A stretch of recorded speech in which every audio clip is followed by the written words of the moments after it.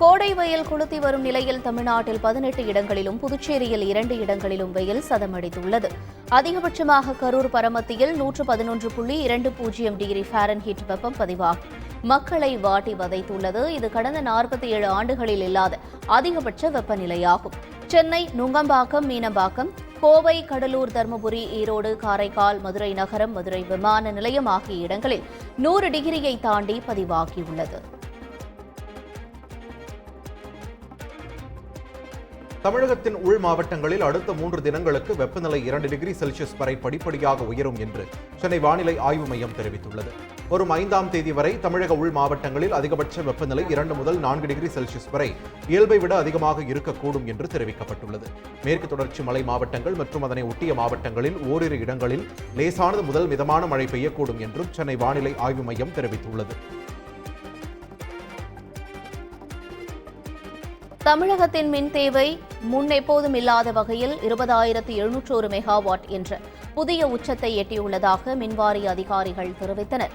தமிழகத்தில் தொடர்ந்து வெயிலின் தாக்கம் அதிகமாக இருப்பதால் ஏப்ரல் 30ஆம் தேதி மின் நுகர்வு 454.32 மில்லியன் யூனிட்டுகளாகவும் மின் தேவை முன்னெப்போதும் இல்லாத வகையில் 20,700 மெகாவாட்டாகவும் உயர்ந்துள்ளதாக மின்சார வாரிய அதிகாரிகள் தெரிவித்துள்ளனர்.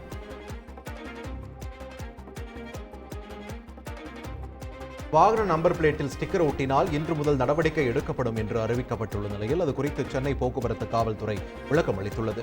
வாகன நம்பர் பிளேட்டுகளில் அரசு அங்கீகரித்த எழுத்துக்களோடு எண்கள் மட்டுமே இடம்பெற வேண்டும் என்று தெரிவித்துள்ளது. ஊடகத்துறையினர் வழக்கறிஞர்களின் சொந்த பெயரில் வாகனம் இருந்தால் ஸ்டிக்கர் ஒட்டிக்கொள்ளலாம் என்றும் தெரிவிக்கப்பட்டுள்ளது. விதிமீறலில் ஈடுபட்டால் முதல் தடவை 500 ரூபாயும், இரண்டாவது முறை 1,500 ரூபாயும் அபராதமாக வசூலிக்கப்படும் என்றும் தெரிவிக்கப்பட்டுள்ளது.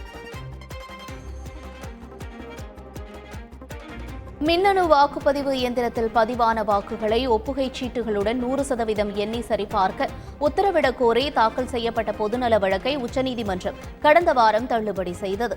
வாக்குச்சீட்டு முறையில் அல்லாமல் மின்னணு வாக்குப்பதிவு இயந்திரம் அடிப்படையிலேயே தேர்தலை தொடரலாம் என்றும் உச்சநீதிமன்றம் தெரிவித்தது. இந்நிலையில் உச்சநீதிமன்ற உத்தரவுப்படி மின்னணு வாக்குப்பதிவு இயந்திரங்களில் சின்னங்களை பதிவேற்றும் மின்னூட்டத்தை பாதுகாப்பாக வைக்க தேவையான உட்கட்டமைப்புகளை உருவாக்க வேண்டும் என்று அனைத்து மாநில தலைமை தேர்தல் அதிகாரிகளுக்கும் இந்திய தேர்தல் ஆணையம் உத்தரவிட்டுள்ளது. வாக்குப்பதிவு இயந்திரம் குறித்து அவதூறு பரப்பிய காங்கிரஸ் கட்சியை உச்சநீதிமன்றம் ஓங்கி அறைந்துள்ளதாக பிரதமர் நரேந்திர மோடி கூறியுள்ளார். குஜராத் மாநிலம் சபர்கந்தாவில் நடைபெற்ற பிரச்சார கூட்டத்தில் பேசிய அவர் மோடியின் வேலையை பார்த்து காங்கிரஸ் இளவரசருக்கு காய்ச்சல் வந்துவிட்டதாகவும் மோடி 3வது முறை ஆட்சிக்கு வந்தால் நாடு பற்றி எரியும் என்று அவர் பேசத் தொடங்கிவிட்டதாகவும் கூறினார். ஜம்மு காஷ்மீரில் 370வது சட்டப்பிரிவு நீக்கப்பட்டால் நாடு துண்டாக உடைந்து ரத்த ஆறு ஓடும் என்று காங்கிரஸ் தொடர்ந்து கூறி வந்ததாக குற்றம் சாட்டிய பிரதமர் தற்போது மோடியால் தான் அங்கு மூவர்ண கொடி பறப்பதாகவும் கூறினார்.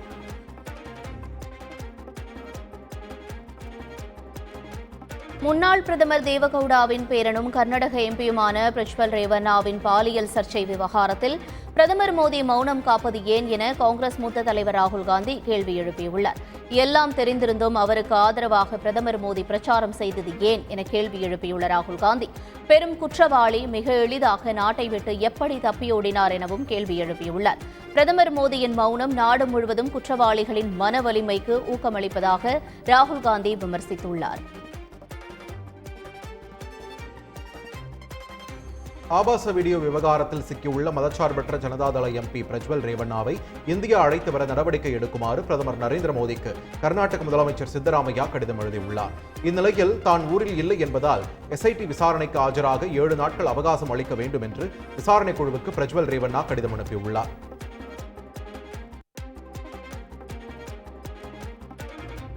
உலகின் மிக பெரும் பணக்கார கட்சியாக பாஜக மாறியுள்ளது என்று காங்கிரஸ் பொதுச் செயலாளர் பிரியங்கா காந்தி கூறியுள்ளார். அசாம் மாநிலம் துப்ரியில் நடைபெற்ற காங்கிரஸ் கட்சியின் தேர்தல் பரப்புரை கூட்டத்தில் கலந்து கொண்டு உரையாற்றிய அவர் கடந்த 45 ஆண்டுகளில் இல்லாத அளவுக்கு வேலையில்லா திண்டாட்டம் நிலவுவதாகவும் 70 கோடி மக்கள் வேலையின்றி இருப்பதாகவும் கூறினார். விண்ணை முட்டும் அளவுக்கு விலைவாசி உயர்வு, வெள்ளம் வந்தால் உரிய நேரத்தில் இழப்பீடு வழங்கப்படாதது என மக்களின் துயரங்கள் முடிவடையாமல் சென்று கொண்டே இருப்பதாகவும் அவர் கூறினார்.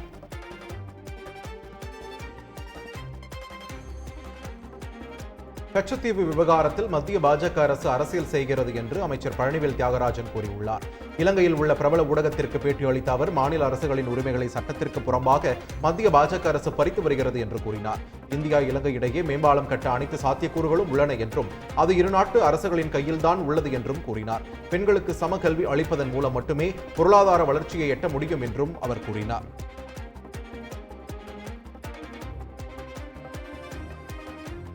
நடிகர் அஜித்குமார் அரசியலுக்கு வந்தால் வரவேற்போம் என்று அதிமுக முன்னாள் அமைச்சர் ஜெயக்குமார் கூறியுள்ளார்.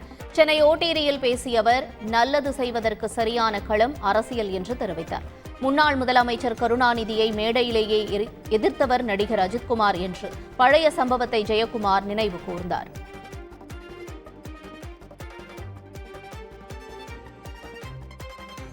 மதுரை காமராஜர் பல்கலைக்கழக துணைவேந்தர் குமார் தனது பதவியை ராஜினாமா செய்வதாக ஆளுநருக்கு கடிதம் அனுப்பியுள்ளதாக தகவல் வெளியாகியுள்ளது.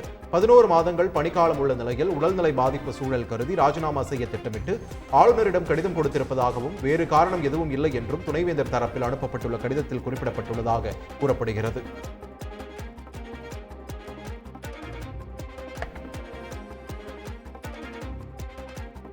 விருதுநகர் மாவட்ட தனியார் வெடிபொருள் சேமிப்பு கிடங்கில் ஏற்பட்ட வெடிவிபத்தில் உயிரிழந்த 3 பேரின் குடும்பங்களுக்கு முதலமைச்சர் ஸ்டாலின் இரங்கல் தெரிவித்துள்ளார்.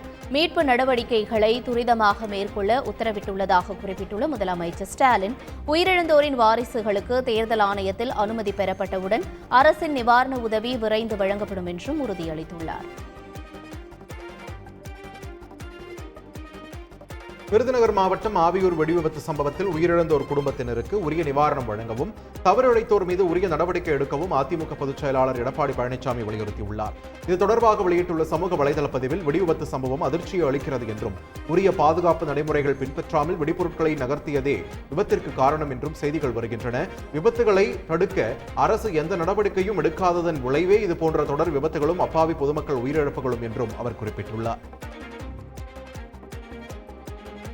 காரியாபட்டி அருகே கல்குவாரி வெடிவிபத்து தொடர்பாக 2 பேர் மீது 4 பிரிவுகளில் வழக்கு பதிவு செய்யப்பட்டுள்ளதாக மாவட்ட எஸ்பி ஃபெரோஸ்கான் அப்துல்லா தெரிவித்துள்ளார். கல்குவாரி உரிமையாளர் கைது செய்யப்பட்டுள்ளதாக அவர் தெரிவித்தார். முறையாக உரிமம் பெற்று வெடிபொருள் கிடங்கு இயங்கி வருவதாகவும் வெடிபொருட்கள் இருப்பும் அனுமதிக்கப்பட்ட அளவை விட குறைவாக இருப்பதாகவும் மாவட்ட எஸ்பி தெரிவித்துள்ளார். ஆவியூர் குவாரி வெடிவிபத்து குறித்து விரிவான விசாரணை நடைபெறுவதாக மாவட்ட ஆட்சியர் ஜெயசீலன் தெரிவித்துள்ளார். கல்குவாரிக்கும் இந்த விபத்திற்கும் தொடர்பு இல்லை என்று கூறிய அவர், கல்குவாரியில் விதிமீறல் நடந்துள்ளதா என்று விசாரணை நடைபெற்று வருவதாகவும் கூறினார். ஏற்காடு பேருந்து விபத்தில் 5 பேர் உயிரிழந்த சம்பவம் தொடர்பாக சேலம் போக்குவரத்து ஆணையர் சம்பவ இடத்தில் ஆய்வு மேற்கொண்டார். பேருந்தினுள் ஏறி போக்குவரத்து அதிகாரிகள் ஆய்வு செய்தனர். இந்த ஆய்வில் பேருந்தின் ஸ்டேரிங், பிரேக், கியர் ராடு என அனைத்தும் நல்ல முறையில் உள்ளதாகவும் ஓட்டுநரின் கவனக்குறைவால் தான் இந்த விபத்து ஏற்பட்டுள்ளதாகவும் அதிகாரிகள் தெரிவித்தனர்.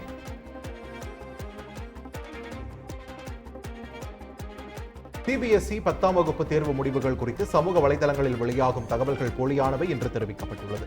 இதனை மாணவ மாணவிகள் மற்றும் பெற்றோர் நம்ப வேண்டாம் என்றும் சிபிஎஸ்இ எக்ஸ்தல பதிவில் வேண்டுகோள் விடுத்துள்ளது. நடிகர் ராகவா லாரன்ஸ் தொடங்கியுள்ள சேவையே கடவுள் அறக்கட்டளை சார்பில் சமூக சேவை தொடக்க நிகழ்ச்சி நடைபெற்றது. விழாவில் முன்னணி நடிகர் எஸ்.ஜே. சூர்யா, செஃப் வினோத், அறந்தாங்கி நிஷா மற்றும் ராகவா லாரன்ஸின் தாய் கண்மணி ஆகியோர் கலந்து கொண்டனர். விழாவில் மாற்றம் என்ற பெயரில் பொதுமக்களுக்கு பல்வேறு சேவை வழங்கப்பட்டது. குறிப்பாக அறந்தாங்கி, விழுப்புரம் பகுதியைச் சேர்ந்த விவசாயிகளுக்கு 2 டிராக்டர் வழங்கப்பட்டது. இந்த அமைப்புடன் நடிகர் பாலா உட்பட மேலும் பலர் இணைய உள்ளதாக லாரன்ஸ் தெரிவித்தார். நிலவின் துருவ பகுதிகளில் தரைக்கடியில் தண்ணீர் இருப்பதை இஸ்ரோ உறுதி செய்துள்ளது. நிலவை ஆராய இஸ்ரோ அனுப்பிய சந்திரயான் 3 தரவுகளை IIT Kanpur, university of southern California ஆகிய பல்கலைக்கழகத்துடன் இணைந்து ஆராய்ச்சி செய்தன. அதில் நிலவின் துருவ பகுதிகளில் தண்ணீர் இருப்பதற்கான சாத்தியக்கூறுகளும் அந்த தண்ணீர் 5 முதல் 8 மீட்டர் ஆழத்தில் பனிக்கட்டிகளாக உறைந்திருப்பதையும் இஸ்ரோ உறுதி செய்துள்ளது.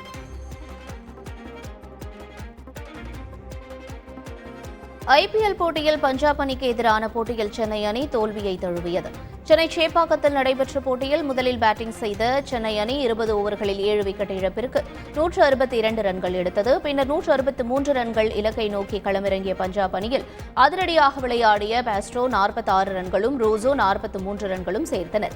இதனால் 17.5 ஓவர்களில் பஞ்சாப் அணி இலக்கை எட்டி 7 விக்கெட் வித்தியாசத்தில் வெற்றி பெற்றது.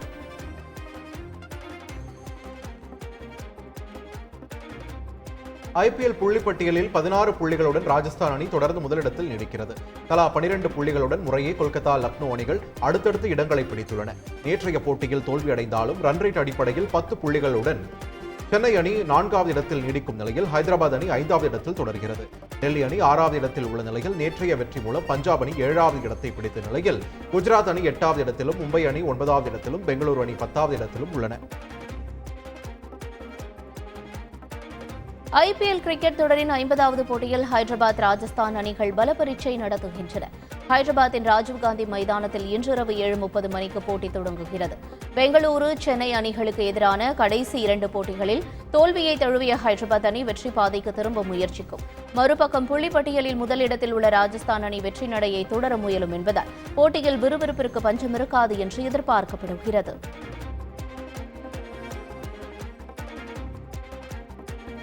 கோவிஷீல்டு கொரோனா தடுப்பூசியால் ஏற்பட்டுள்ள பக்க விளைவுகளை மருத்துவ நிபுணர் குழுவை அமைத்து ஆராய கோரியும், கடுமையாக பாதிக்கப்பட்டுள்ளவர்களுக்கு இழப்பீடு வழங்க கோரியும் உச்சநீதிமன்றத்தில் பொதுநல மனு தாக்கல் செய்யப்பட்டுள்ளது.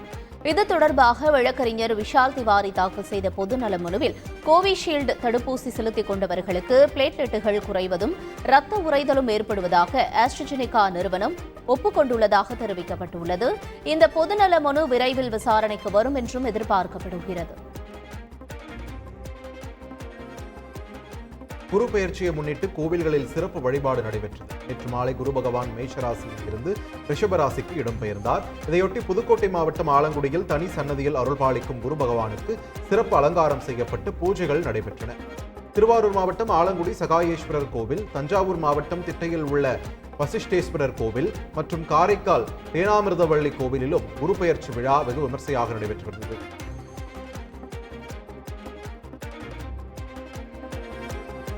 குரு பெயர்ச்சியையொட்டி திருச்செந்தூர் சுப்பிரமணிய சுவாமி கோயிலில் ஏராளமான பக்தர்கள் சுவாமி தரிசனம் செய்தனர். அதிகாலை 4 மணிக்கு நடை திறக்கப்பட்டு 4:30 மணிக்கு விஸ்வரூப தீபாராதனை, 6 மணிக்கு உதய மார்த்தாண்ட அபிஷேகம் மற்றும் சிறப்பு பூஜைகளும் தீபாராதனையும் நடைபெற்றது. அதிகாலை முதலே நாழிக்கிணற்றில் நீராடி நீண்ட வரிசையில் காத்திருந்து பக்தர்கள் சுவாமி தரிசனம் செய்தனர்.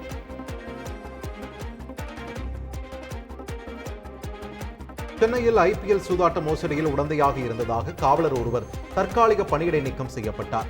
சென்னை பூக்கடை சவுகார்பேட்டை பகுதியில் ஐபிஎல் கிரிக்கெட் சூதாட்டம் நடப்பதாக கிடைத்த தகவலை அடுத்து போலீசார் அதிரடி சோதனை நடத்தி 6 பேரை கைது செய்தனர். அவர்களிடம் நடத்தப்பட்ட விசாரணையில் யானைக்கவுனி காவல் நிலையத்தில் காவலராக பணியாற்றி வரும் காமேஷ் என்பவர் மோசடிக்கு உடந்தையாக இருந்தது கண்டுபிடிக்கப்பட்டது. இதையடுத்து அந்த காவலரை தற்காலிக பணியிடை நீக்கம் செய்து காவல் துணை ஆணையர் உத்தரவு பிறப்பித்துள்ளார். சென்னை காசி தியேட்டரில் கில்லி பட போஸ்டரை கிழித்த அஜித் ரசிகர் கைது செய்யப்பட்டார். அஜித் குமாரின் பிறந்த நாளையொட்டி தீனா படம் ரீரிலீஸ் ஆன நிலையில் காசி தியேட்டரில் தீனா படத்திற்கு பேனர் வைக்கப்பட்டது. அப்போது ரசிகர் ஒருவர் தியேட்டரில் இருந்த விஜயின் கில்லி பட பேனரை கிழித்த வீடியோ இணையத்தில் வேகமாக பரவியது. இதுகுறித்து காசி திரையரங்க மேலாளர் கொடுத்த புகாரின் பேரில் எபினேசர் என்பவரை போலீசார் கைது செய்தனர். பின்னர் மன்னிப்பு கேட்டதை தொடர்ந்து அவர் ஜாமீனில் விடுவிக்கப்பட்டார். 11 மணிக்கு நான் பசங்களோட காசு தேட்டருக்கு படம் பார்க்கலாம்னு வந்தேன். தீனா படம் பக்கத்திலே கில்லி பேனர் இருந்தது. ஒரு ஆர்வத்தில் பசங்க எல்லாம் சேர்ந்து அவங்க கூட என்ஜாய்மெண்ட் பண்றதுக்காக கையில பைக் கீச்சன் வச்சிருந்தேன். அதை வச்சு நான் கிழிச்சிட்டேன். இது மூலயமா அண்ணன் விஜய் அவர்களுக்கும் தமிழக வெற்றி கழக நண்பர்களுக்கும் என்னுடைய மன்னிப்பை நான் கேட்டுக்கொள்கிறேன். மேலும் இது போன்ற சம்பவங்கள் ஈடுபட மாட்டேன்ற பலவழியும் மன்னிப்பு. பாலிவுட் நடிகர் சல்மான் கான் வீட்டில் துப்பாக்கிச்சூடு நடத்திய சம்பவத்தில் கைதான நபர் சிறையில் தூக்கிட்டு தற்கொலை செய்து கொண்ட சம்பவம் பரபரப்பை ஏற்படுத்தியுள்ளது. விசாரணை காவலில் இருந்த கைதி அனுஷ் தபன் கழிவறையில் பெட்ஷீட்டை பயன்படுத்தி தூக்கிட்டு தற்கொலைக்கு முயன்றுள்ளார். அதனை பார்த்த போலீசார் அவரை உடனடியாக மீட்டு மருத்துவமனையில் அனுமதித்த நிலையில் அங்கு அவர் சிகிச்சை பலனின்றி உயிரிழந்தார்.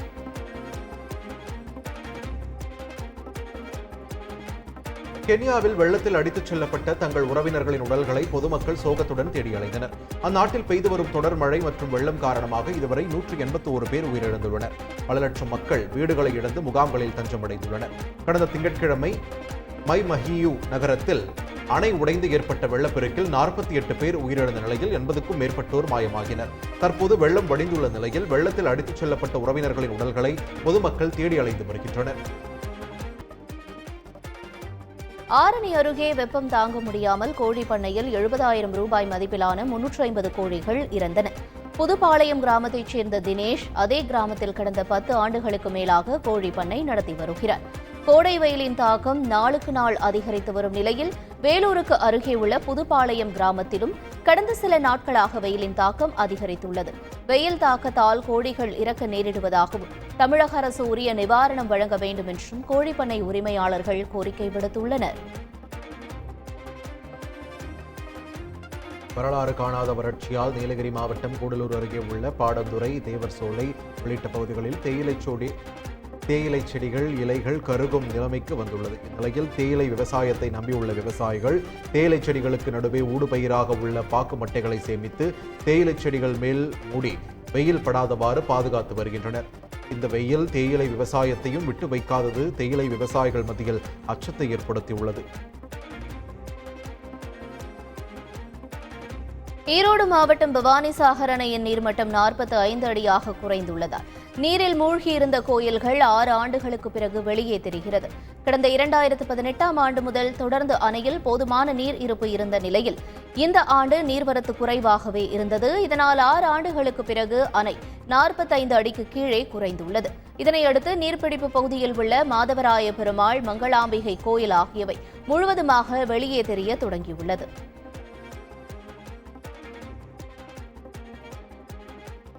திருச்சியில் திருந்தி வாழும் சரித்திர பதிவேடு குற்றவாளிக்கு ஆதரவாக மாவட்ட ஆட்சியர் முகாம் அலுவலகத்தை முற்றுகையிட்டு போராட்டம் நடத்தப்பட்டது.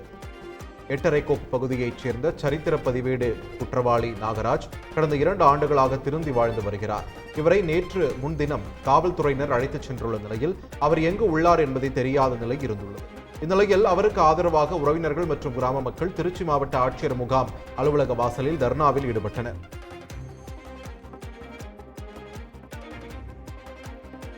கன்னியாகுமரியில் தந்தையை கட்டையால் அடித்து கொன்றுவிட்டு மது குடித்து கீழே விழுந்து இறந்ததாக நாடகமாடிய மகள் கைது செய்யப்பட்டுள்ளார். கடுகரையைச் சேர்ந்த சுரேஷ் என்பவர் தினமும் குடித்துவிட்டு மனைவியிடம் தகராறு செய்து வந்ததால் 4 ஆண்டுகளுக்கு முன்பு மனைவி பிரிந்து சென்றுவிட்டார். இதனையடுத்து தனது மகள் ஆரத்தியுடன் வசித்து வந்த அவர் தொடர்ந்து குடித்துவிட்டு தகராறு செய்துள்ளார். இதனால் ஆத்திரமடைந்த மகள் கட்டையால் தாக்கியதில் அவர் உயிரிழந்தார்.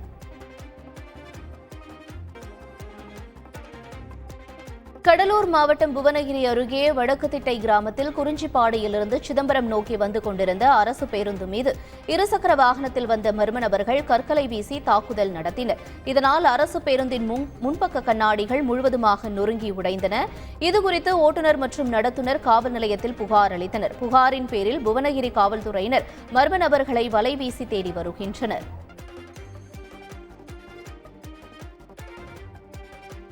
அயோத்தியில் புதிதாக கட்டப்பட்டுள்ள ராமர் கோவிலில் குடியரசுத் தலைவர் திரௌபதி முர்மு முதல் முறையாக சுவாமி தரிசனம் மேற்கொண்டார். ஹனுமன்காரி, குபேர் டீலா ஆகியவற்றிலும் வழிபாடு செய்த குடியரசுத் தலைவருக்கு பிரசாத தீர்த்தம் வழங்கப்பட்டது. மேலும் புனித சரையு ஆற்றங்கரையில் நடைபெற்ற மங்கள ஆரத்தி நிகழ்விலும் திரௌபதி முர்மு கலந்து கொண்டார்.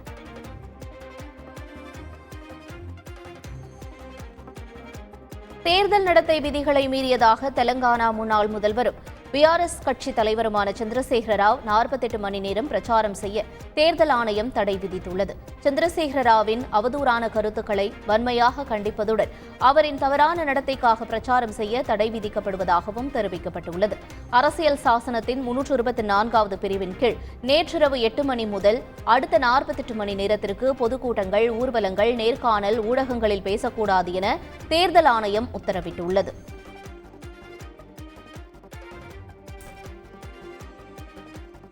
காசாவின் வடக்கு பகுதியில் போதிய உணவு கிடைக்காமல் தவித்து வருவதாக தகவல்கள் வெளியாகியுள்ளன. காசாவின் வடக்கு பகுதியில் குடும்பத்துடன் தங்கியுள்ள பெண் ஒருவர் தமது பிள்ளைகள் மற்றும் குடும்பத்தினருக்கு உணவு வாங்கி வருவதற்காக தினசரி தமது உயிரை பணயம் வைத்து ஆபத்தான பயணம் மேற்கொள்கிறார். இடிபாடுகளுடன் நிற்கும் கட்டடங்கள், வெடிக்காமல் கிடக்கும் வெடிகுண்டுகள், ஓயாமல் கேட்கும் வெடிச்சத்தம் இவற்றின் இடையே 1 மணி நேரம் நடந்து சென்று பேக்கரியில் கிடைக்கும் சொற்ப ரொட்டி துண்டுகளை வாங்கி வந்து குடும்பத்தின் பசியாற்றி வருகிறார். கொடைக்கானலில் உள்ள நட்சத்திர வடிவ ஏரியில் முதலமைச்சரின் மனைவி துர்கா ஸ்டாலின் சிகாரா அலங்கார படகில் சவாரி செய்தார். கொடைக்கானலுக்கு குடும்பத்தினருடன் வருகை தந்த முதலமைச்சர் ஸ்டாலின் பாம்பார்புரம் பகுதியில் உள்ள தனியார் நட்சத்திர விடுதியில் தங்கியுள்ளார். இந்நிலையில் நகரின் மையப்பகுதியில் அமைந்துள்ள நட்சத்திர வடிவ ஏரிக்கு வந்த துர்கா ஸ்டாலின் நகராட்சி படகு குழாமில் பாதுகாப்பு உபகரணங்கள் அணிந்து சிகாரா அலங்கார படகில் படகு சவாரி செய்தார்.